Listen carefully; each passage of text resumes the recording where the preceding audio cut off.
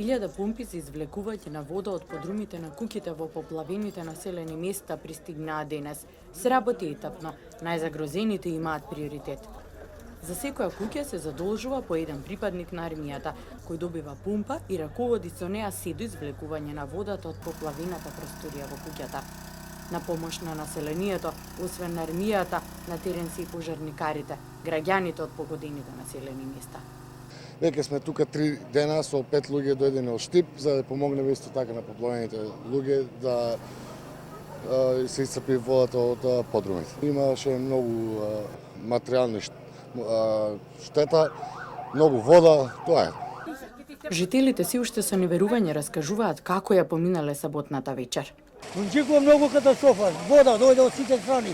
Дворовите се напунија вода, почне да влегува под подрумите, неде по собите влегува, кај што било пониско. Па за времето, баш кога се деси тоа саботата вечер, по некој случајно се погодив баш у најризичните места, Сингелиш.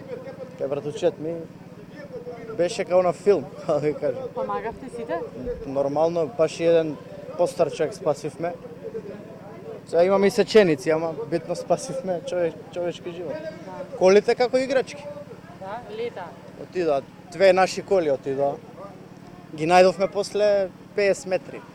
Тамо по туги дворови. А можеше... Тамо беше најкритично. Тука кај мене, мои што кажуваат, река. Досега на терен работеа помпи со капацитет од 9000 литри во минута на противпожарните единици на јавното предпријатие Водовод и канализација, како и дополнителната помош од градовите во државата.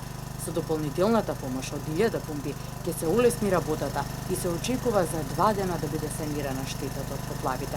Ако земеме од озгора, ако тргнеме од озгора, Смилковци скоро сите куќи се поплавени.